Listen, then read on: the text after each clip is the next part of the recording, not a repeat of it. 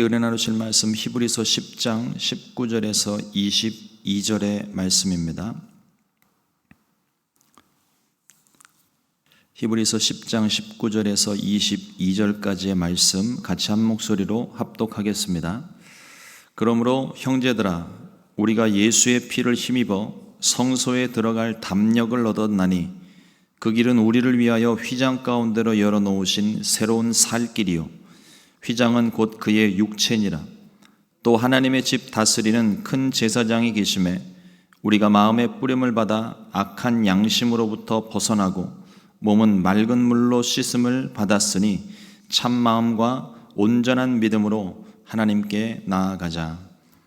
아멘.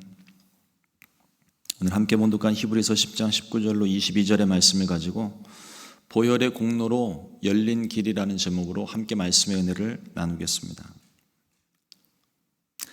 구약의 제사는 죄 있는 사람이 하나님께로 나아올 수 있는 유일한 길이었습니다. 하나님께서 우리 가운데 친히 가르쳐 주신 길이었지만, 그러나 완전한 십자가 은혜의 모형으로서, 그림자로서 온전한 제사는 될 수가 없었습니다. 또한 제물을 드리는 자, 그리고 제사를 주관하는 자 모두 죄성을 가지고 있는 연약한 인간이기 때문에 매번 반복되는 제사를 드릴 수밖에 없었습니다. 거듭 말씀을 드리지만 구약의 제사는 일시적인 거예요. 순간적인 거예요. 그 상황 때문에 생겨난 하나님께서 여신 길이었습니다. 그러나 예수님께서 아버지의 뜻으로 순종하심으로 친히 육신을 입으시고 낮은 땅 위에 오사 십자가 위에서 죽기까지 순종하심으로 우리를 향한 하나님의 사랑을 친히 보여주셨습니다. 이전에 제사 방법이 모형과 그림자였다면 예수님의 십자가는 온전한 은혜의 실체입니다. 은혜의 본체가 우리 가운데 임한 것이죠. 그리고 이제는 누구든지 예수님을 믿기만 하면, 예수님께서 나의 죄를 용서해 주시고 나를 구원해 주셨다는 사실을 믿기만 하면 죄 용서함을 받고 구원을 얻게 해 주셨습니다. 예수님께서 친히 완전한 제물이 되셨기 때문에 그러므로 더 이상 제사를 드릴 필요가 없습니다. 그리고 구원에 이르는 새로운 길이 열렸죠. 어떻게 해야 그 길로 나아갈 수 있을까? 믿음으로 나아간다는 것이 어떤 의미인가? 오늘 우리 함께 말씀으로 은혜를 나누려고 합니다. 첫 번째로 예수님의 보혈로 나아가는 것입니다.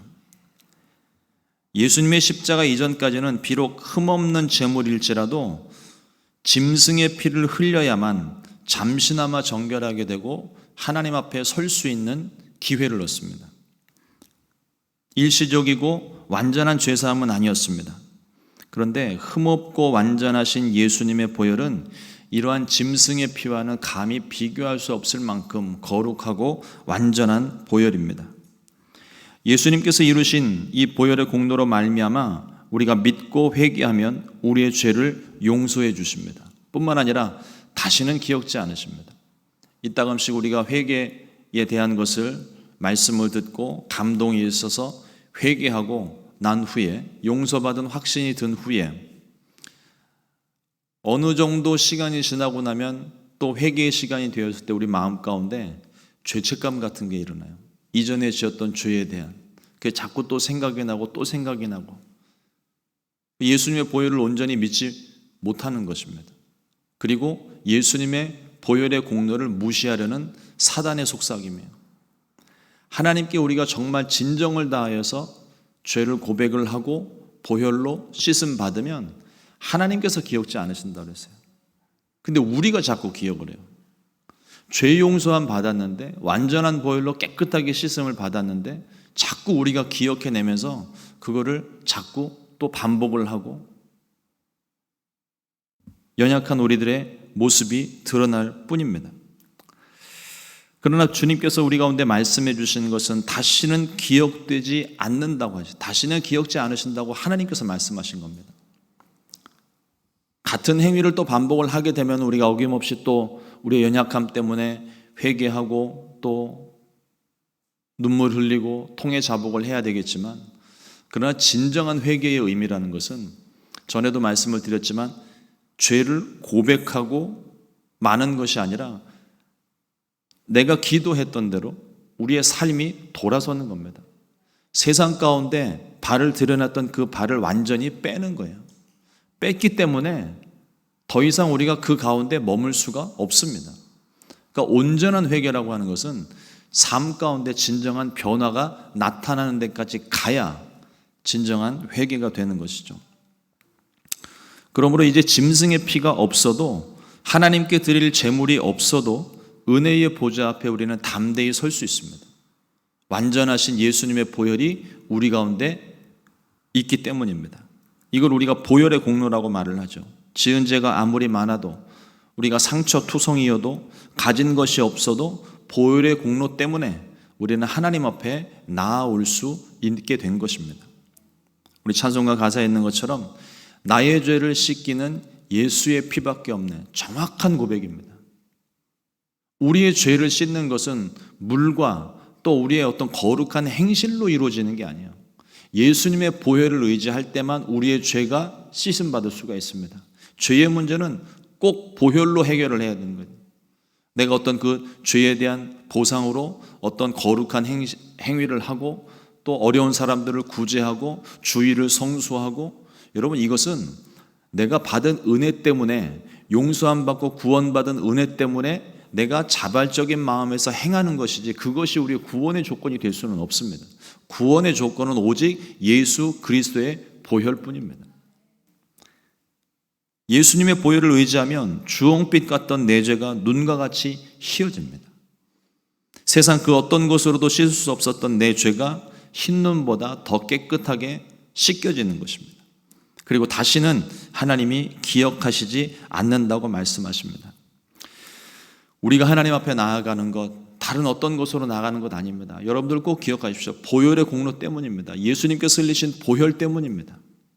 그래서 농담처럼 말씀을 드리지만 정말 농담이 아닌 게, 지은 죄가 많아서 교회 나오지 못하시는 분들 반드시 그분들을 교회로 인도해야 됩니다. 죄에 대한 깨달음이 있다는 거거든요. 자신이 지은 죄가 많다는 걸 아는 사람이거든요. 이런 사람들이 오히려 구원받을 확률이 높습니다. 자신의 죄를 알기 때문에. 그러나 자신의 죄도 깨닫지 못하고 내가 행하는 일들이 무엇인지도 알지 못하고 또 삶 가운데 크게 어려움이나 불편함 없이 편안하게 사는 사람, 아쉬운 게 없기 때문에 주님 앞으로 나오기가 너무 힘들어요. 우리가 예수님의 보혈의 공로로 내가 용서함 받은 그 사실, 내가 받은 은혜 함께 나눌 수 있어야 될 줄로 믿습니다. 하나님 앞에 나오는 것 보혈의 공로뿐입니다. 다른 것들이 추가가 되지 않아요. 예수님의 보혈의 공로 외에 다른 것들이 더 추가가 되어야 구원받는다고 말하는 사람들은 전부 율법주의입니다. 믿음으로 말미암아 살리라고 말씀을 하셨어요. 구원과는, 그러니까 믿음 외에는, 예수님의 보혈 때문에 내가 구원받았다는 사실을 믿는 믿음 외에는 나머지 것들은 구원과는 아무런 상관이 없는 것입니다. 어떤 죄와 허물이 있더라도, 어떤 아픔과 상처가 있더라도 보혈의 공로에 힘입어 반드시 주님 앞에 서게 되시기를 주님의 이름으로 축원합니다. 둘째로 새로운 길이 열렸습니다. 앞서 말씀드린 것처럼 예수님께서 완전한 희생제물이 되셨기 때문에 짐승으로 드리는 제물과는 차원이 다른 완전한 제사를 드리셨기 때문에 더 이상 우리는 그 제사를 드릴 필요가 없습니다. 부족한 것을 완전한 것으로 바꾸셨기 때문에 여전히 우리가 부족한 것을 붙잡고 있을 이유가 없죠. 완전한 것이 우리 가운데 있는데. 그리고 이제는 그 완전하신 희생제물로 새로운 길을 열어주셨어요. 히브리서 10장 20절 말씀에 보면 그 길은 우리를 위하여 휘장 가운데로 열어놓으신 새로운 살 길이요 휘장은 곧 그의 육체니라. 예수님께서 십자가에 달리시고 내 영혼을 아버지 손에 부탁하나이다 마지막 말씀을 하시고 운명하실 때 성전의 휘장이 위에서부터 아래로 찢어졌습니다. 성소의 휘장은 성소와 지성소를 구별하는 가림막입니다. 영적으로는 거룩하신 하나님과 죄 많은 인간들을 분리해내는 거예요. 구별해내는 것이죠. 그런데 예수님께서 십자가를 지시고 그 위에 피 흘려 돌아가실 때 자신의 몸을 찢으심 같이 성전의 휘장을 둘로 찢으시고 하나님께로 나아가는 길을 열어주셨습니다. 예수님께서 자신의 몸을 찢으심으로 하나님께로 나아가는 새로운 길을 열어주신 것입니다. 그러므로 이전까지 행했던 그 모든 것들은 다 사라지는 것이고 주님이 여신 새로운 길, 완전한 길, 그 길만 우리 가운데 주어진 거예요. 어렸을 때 방학이 되면 저희 부모님은 항상 저를 시골에 보내셨어요. 그냥 서울 근교에 가까운 그런 시골도 아니고 그냥 깡시골이요. 옛날에 왜 보면은 같은 성씨만 가지고 있는 사람들이 사는 부락마을 같은 데 있잖아요. 일주일에 한 번 공판장이 열리고 먹을 걸 사려면 일주일 동안 기다렸다가 일주일치 식량을 사야 되는 그런 동네. 근데 그 외할머니 댁으로 가는 길은 읍내에서 고속버스를 타고 가서 읍내에서 내리면 그 길부터는 할머니 집까지 버스가 있는데 버스가 하루에 2번 다녔나 1번 다녔나 그래요. 그러니까 시간 못 맞추면 걸어 들어가야 되는 거예요. 비라도 오는 날이면 신발이 아주 엉망입니다. 그러니까 완전 흙길을 그냥 한참을 걸어 들어가는 거예요. 중학생이 되면서 공부한다는 핑계로 더 이상은 이제 할머니 댁에 가지를 않았는지 못했는지 갈 수를 없었는데 군대를 제대한 후에 외할머니가 천국 가셨을 때 찾아갔던 기억이 있어요. 거의 한 10몇 년 지난 다음에서야 그 길을 다시 걷게 되었는데 어렸을 때 다녔던 길이 하나도 없는 거예요. 전에는 어렸을 때는 경운기를 타고 들어가든지 아니면 자전거를 타고 들어가든지 그 논과 논 사이에 난 좁은 길을 그 무슨 영화 같은 데서나 나오는 그런 길을 터벅터벅 걸어갔던 그 길 대신에 이제는 번듯한 도로가 생기고 자가용이 다니면서 모든 것들이 새로워졌어요. 이전에 제가 알고 있던 그 모습은 하나도 남지 않아 있었고 모든 것이 반듯하게 정리가 되고 완전한 길, 비가 와도 질퍽거리지 않는 그런 평탄한 길이 새로 생겼더라고요. 그러면 이제 제가 선택할 수 있는 방법은 하나밖에 없는 거예요. 새로 만든 그 길을 가야지 이전에 내가 갔던 길, 추억을 되살리면서 그 길을 걷고 싶다? 아무리 눈 씻고 찾아봐도 그 길은 이제는 없습니다. 새로운 길이 열렸거든요. 하나님께로 나아가는 길도 마찬가지입니다. 이전에 제사의 방법으로만 하나님을 만날 수 있었던 그것이 부족하고 연약하고 일시적이고 또 모형과 그림자에 해당하던 그 길이 이제는 예수 그리스도의 십자가로 말미암아 그 길은 없어지고 그 길은 이제 완전히 끝났고 새로운 길을 하나님이 열어주셨다는 거예요. 하나님께로 나아가는 길입니다. 그 길을 통해서만 나아갈 수 있습니다. 그 길의 이름이 예수 그리스도이십니다. 사도행전 4장 12절 말씀에 다른 이로서는 구원을 받을 수 없나니 천하 사람 중에 구원을 받을 만한 다른 이름을 우리에게 주신 일이 없음이라 하였더라. 아직도 이 길을 모르는 분들에게 새롭고 산 길, 생명으로 가는 길을 널리 알리게 되시기를 주님의 이름으로 축원합니다. 우리에게 맡겨주신 사명이에요. 세 번째로 뒤돌아가면 안 됩니다. 새로 길이 열렸는데 난 그 길이 싫다면서 뒤돌아가면 내가 원하는 그 길을 향하여 내가 원하는 그곳을 향하여서 갈 수 있는 길은 어디에도 없는 거예요. 다른 방법으로 못 갑니다. 히브리서는 예수님을 믿은 사람 중에 다시 유대교로 돌아가려고 하는 사람들을 위해 기록한 서신이라고 말씀을 드렸죠. 히브리서에서 계속 강조하고 있는 것은 예수님입니다. 천사보다 뛰어나신 예수님, 모세보다 또 제사장보다 크신 예수님에 대해서 반복적으로 말하면서 이 히브리서에서 히브리서를 읽고 있는 그 사람들에게 하고 싶은 말은 왜 다시 옛길로 돌아가려고 하느냐? 왜 다시 율법으로 돌아가려고 하느냐? 새로운 길이 열렸으니까 옛 모습으로 돌아가지 말고 은혜 안에서 오직 믿음으로 하나님께 나아가라고 강하게 권면을 하고 있습니다. 구원의 은혜를 경험했음에도 불구하고 다시 율법으로 돌아가는 자들을 향해 강력한 경고의 말씀이 있습니다. 히브리서 10장 28절로 29절 말씀에 모세의 법을 폐한 자도 두세 증인으로 말미암아 불쌍히 여김을 받지 못하고 죽었거든 하물며 하나님의 아들을 짓밟고 자기를 거룩하게 한 언약의 피를 부정한 것으로 여기고 은혜의 성령을 욕되게 하는 자가 당연히 받을 형벌은 얼마나 더 무겁겠느냐 너희는 생각하라. 무서운 말씀이죠. 그러니까 율법이 있었던 그 율법을 받았던 모세를 험담하는 사람도 땅이 열리고 목숨을 잃어버리는 심판을 당했는데 그 연약하고 그러니까 율법 자체가 연약한 것은 아니지만 그것을 지키지 못하는 우리의 연약함이 있는 연약한 심성이 있는데 그러니까 그런 율법일지라도 완전하지 않고 모형이고 그림자일 뿐이지라도 하나님 말씀을 어긴 그 사실만으로도 이렇게 심판을 받게 되는데 완전하신 길 하나님께서 친히 이 땅 가운데 오셔서 우리에게 구원을 베푸시고 길을 열어주신 그 놀라운 은혜의 길, 생명의 길이 있는데 그것을 모욕하는 사람들. 여러분 성령 회방죄라는 것을 들어보셨죠? 성령 회방죄는 사하심을 받지 못하는 죄입니다. 근데 그 성령 회방죄가 예전에 우리가 성령 회방죄로 알고 있는데 본래 원어의 뜻은 성령 모독죄입니다. 하나님을 욕되게 한다는 거예요.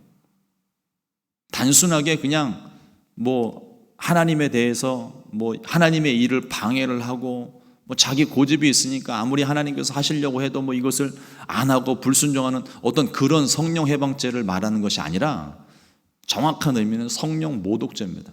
근데 오늘 말씀에서 이야기하고 있는 성령 모독죄가 어떤 것일까요? 하나님께서 창조주 하나님께서 피조물 인간의 몸을 입으셨어요. 그만큼 낮아지시고 겸손하게 되시고 죽기까지 하셨던 이유, 우리를 사랑하셨기 때문에 구원하시려는 것입니다. 그 구원의 은혜를 우리 가운데 값없이 주셨어요. 근데 그 은혜를 받았음에도 불구하고 예수 그리스도의 보혈의 공로를 무시해버리는 거예요. 이게 성령 모독죄라는 겁니다. 하나님을 모독하는 일이에요.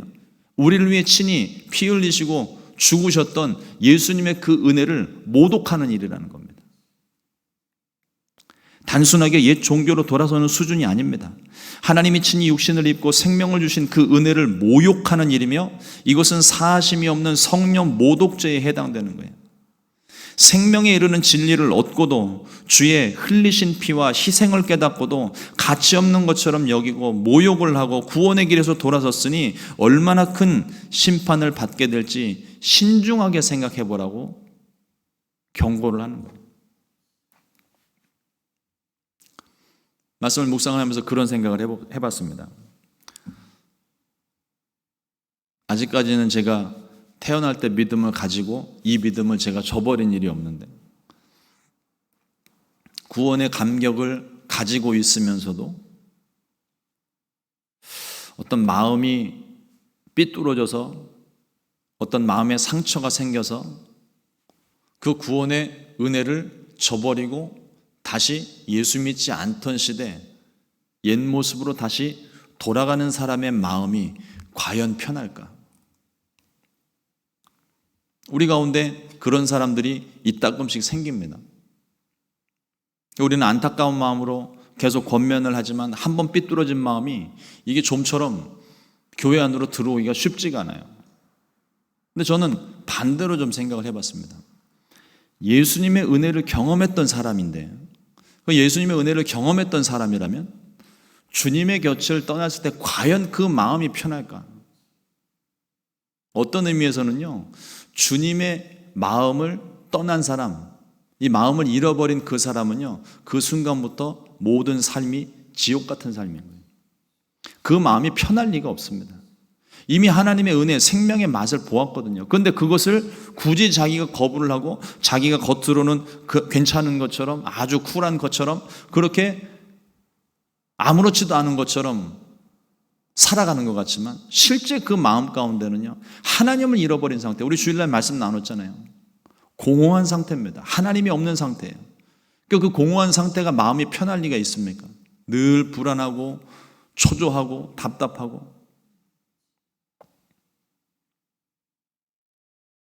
우리가 기도하면서 그 사람들을 괴롭히는 거예요. 하나님, 이 불편함을 저 사람들이 빨리 알아차리고 돌아올 수 있게 해주십시오. 기도하면 기도할수록 그들의 앉은 자리가 가시방석이 되는 겁니다. 하나님이 그 사람들을 절대로 포기하지 않으세요. 아직 심판의 때가 되지 않았기 때문에 하나님은 얼마든지 기회를 주실 수가 있습니다. 우리가 기도하는 것은 바로 그 기회를 그 사람들이 놓치지 않고 얻기를 원하는 거죠. 그러니 끊임없이 우리가 기도하고 또 기도해야 되는 거예요. 시간은 얼마나 걸릴지 모릅니다. 그러나 이 구원의 감격, 구원의 은혜를 경험한 사람, 진짜 경험한 사람은요, 가시방석인데, 이거를 구원의 은혜를 진짜로 경험하지 못하고 그냥 수박 겉핥기식으로 그냥 겉에서만 조금 맛봤던 사람은요, 세상 가운데로 돌아가도 크게 불편하지 않아요. 그 사람들은 우리가 오히려 불신자 취급을 해야 됩니다. 예수님 아예 믿지 않았던 사람과 같은 사람들. 그러나 하나님의 은혜를 경험했던 사람은 그 마음이, 주님을 떠나게 되면 그 마음이 불편할 수밖에 없습니다. 그러니 아무리 세상 가운데서 방황을 하고 돌아다녀도요, 결국은 돌아오게 돼 있어요. 주님이 끊임없이 부르시니까 그 불편한 것, 여러분 지금 앉아있는 그 자리도 불편하게 되면 엉덩이를 이쪽 저쪽으로 막 움직이면서 편하게 앉으시려고 그러잖아요. 하물며 세상 가운데서 그 불편한 마음을 가지고 살아가는데 이리도 움직여보고 저리도 움직여보고 그러다가 결국은 내리는 결론이, 아이고, 주님 밖에는 없구나. 내가 주님 안에 있을 때 참 편안했는데, 그 순간을 떠올리는 그 순간이 은혜의 시간인 겁니다. 우리가 기도하고 그 사람들에게 찾아줄 수 있는 방법은 그거 하나밖에 없는 거예요. 기도하고 하나님, 그들이 그 은혜를 다시금 확인할 수 있게 하여 주옵소서.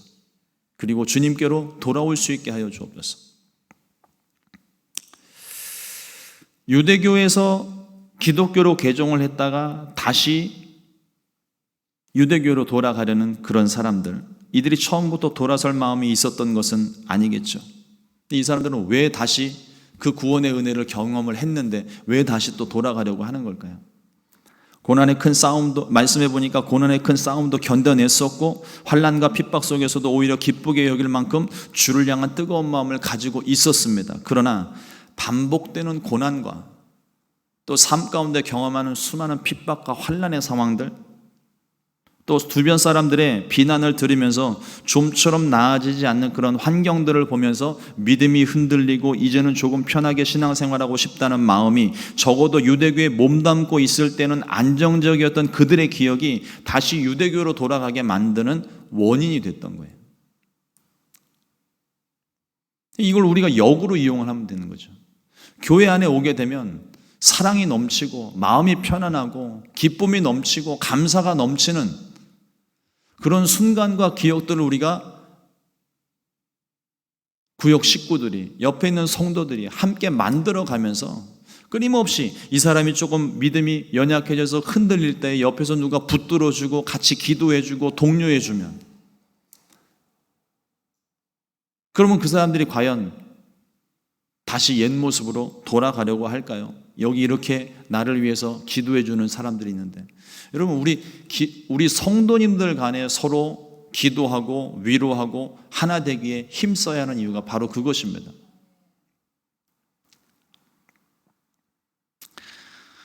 하나님의 약속이 이루어지기까지는 인내가 필요하고 끝까지 주님을 붙잡는 믿음이 필요합니다. 그래서 히브리서 10장 38절에서 이렇게 기록합니다. 나의 의인은 믿음으로 말미암아 살리라. 또한 뒤로 물러가면 내 마음이 그를 기뻐하지 아니하리라 하셨느니라.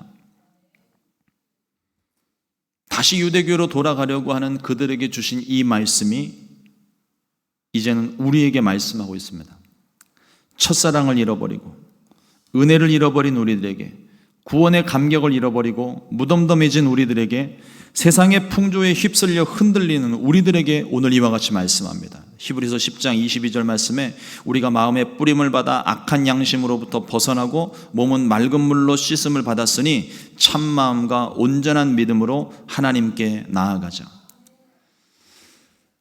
삶의 여러 가지 많은 문제들, 마음의 상처와 아픔들, 괴롭고 힘든 순간들, 과거의 어떤 실패와 상처, 수많은 것들을 우리가 가지고 살아갈 때 이것을 가지고 주님 앞에 나아와야 된다는 거예요.